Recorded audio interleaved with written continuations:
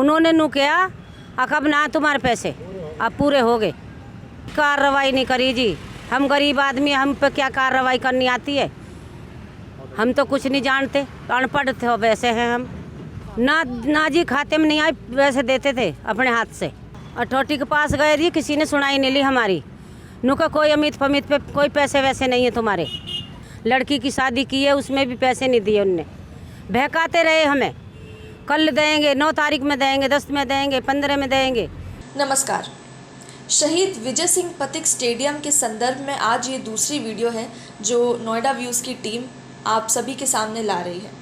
Noida views की team जैसा कि आप जानते हैं कि पहले भी एक वीडियो कर चुकी है शहीद विजय सिंह पथिक स्टेडियम जो कि ग्रेटर नोएडा में मौजूद है इसके ऊपर।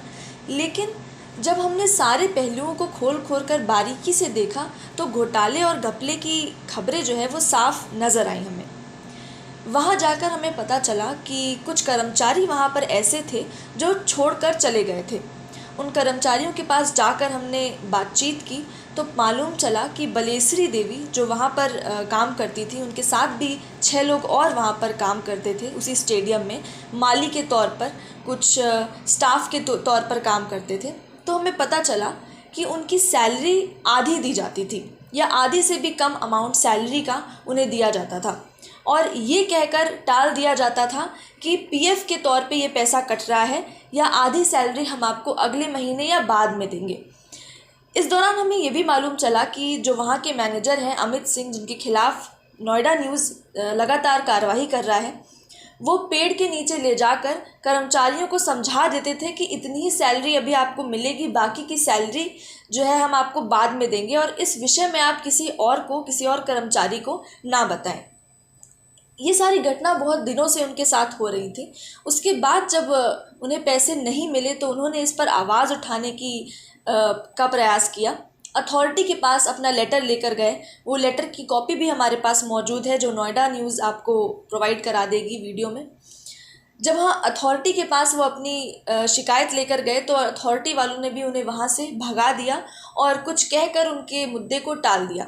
वो गरीब हैं, पढ़े लिखे नहीं हैं, अनपढ़ हैं, शायद इसीलिए उनकी बात और उनकी आवाज़ दबा दी गई और किसी ने उनकी नहीं सुनी। आगे वीडियो में बलेश्वरी देवी के साथ जो भी कुछ हुआ वो उनकी ज़ुबानी आप सुनेंगे। अपना नाम बता दीजिए पहले। बलेश्वरी जी, एक बार शुरू से अपनी कहानी बता दीजिए। 1 साल पहले की थी जी हमने ड्यूटी और कम से कम 10 महीने 12 महीने हमने काम किया है वहाँ।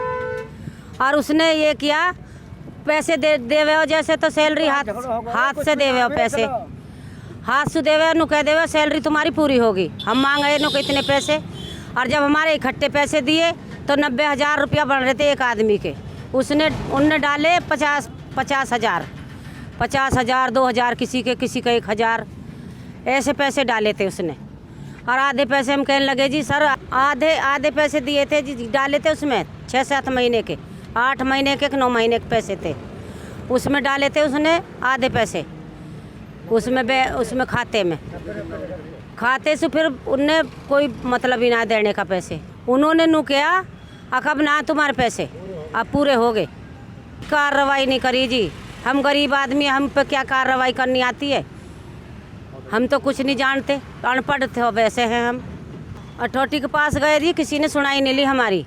नुका कोई अमित फमित पे कोई पैसे वैसे नहीं है तुम्हारे। बेटी की शादी थी जी, हमने पैसे मांगे, बेटी की शादी है, हमें पैसे दे दो, आज देंगे, कल देंगे, आज देंगे। उनने नहीं दिए 5,000 रुपये दिए जी।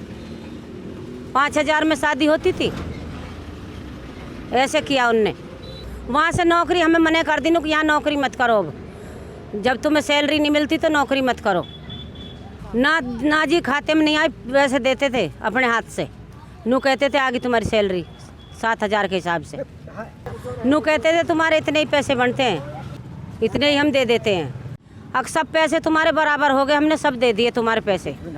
जो पीएफ के नाम पे पैसे काटे हैं, पीएफ के नाम वाले पैसे भी आपको नहीं दिए? नहीं जी, 1 रुपया नहीं दिया जी, हमें कुछ भी नहीं दिया। पीएफ के नाम के भी 1 रुपया नहीं दिया जी हमें। और कटेगो तुम्हारे काट के उसने पैसे दिए हैं और फिर ना दिए हमें 1 रुपया भी।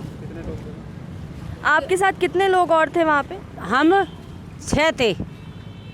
6 ने छोड़ दिया वहाँ पे? 6 ने छोड़ दिया। क्या क्या नाम था उनका, अपने साथियों का नाम बता दीजिए। एक का मुन्नी, एक का रिंकी, एक का पिंकी, एक का बलेश्री, एक का चमन और एक का सुनीता। एक सुनीता। क्या काम करते थे आप लोग वहाँ? यही माली का काम करते थे जी। नड़ाई, जैसे कबाड़ा बढ़ गया तो कबाड़ा काटना, घास ढोनी मशीन की कटी हुई, पूरी मेहनत करते थे। प्राधिकरण के अधिकारियों से क्या मांग है आप लोगों की, क्या कहना चाहते हैं? अब जी हमें ये मांगना है जी, हमारे जो पैसे बन रहे हैं वो पैसे हमारे देने चाहिए। हम गरीब आदमी है, हम क्या इतना वे थोड़ी हैं कि भाई हमारी लड़की की शादी की है उसमें भी पैसे नहीं दिए उनने। बहकाते रहे हमें, कल देंगे, 9 तारीख में देंगे, 10 में देंगे, 15 में देंगे, उसने कोई पैसा दिया नहीं। किसने नहीं दिए? यही अमित सर था, मैनेजर थे वहाँ के? हाँ मैनेजर हैं जी यहाँ के नवादे वाड़े। अथॉरिटी के पास जब शिकायत लेकर गए आप सभी लोग, तो अथॉरिटी की क्या कार्रवाई थी? कार्रवाई ये थी, अग जी किसी ने हमारी सुनाई नहीं ली। हम आ गए 3 दिन घूम घाम के, पर खूब ले गए कागज वागज भी, पर कोई सुनाई ना ली हमारी। और वे भी रखे हैं हमारे धोर जो हमने पर्चा करे बनवाए हैं, लिखे हुए हैं उनके हाथ के, वे भी रखे हैं हमारे घर पे। तो जैसा कि वीडियो में आप साफ देख सकते होंगे, आपने देखा भी होगा कि किस तरह से बलेश्री देवी के साथ और उनके 6-7 साथियों के साथ मैनेजर ने लगातार अन्याय किया, पैसे नहीं दिए, पीएफ के नाम पर जो पैसे काटे उन पैसों को भी देने से इनकार कर दिया। और जब बार बार ये लोग अपनी शिकायत लेकर अथॉरिटी के पास गए, लेटर लिखा, शिकायत की, तो भी इन्हें वहाँ से जॉब छोड़ने के लिए कह दिया गया। और अब ये लोग बेरोज़गार हैं, कहीं और जॉब कर रहे हैं, कहीं और काम कर रहे हैं। और स्टेडियम का जो मैनेजर है जिसने इनके साथ अपराध किया, अन्याय किया, वो अभी भी उसी जगह पर व्यवस्थित है।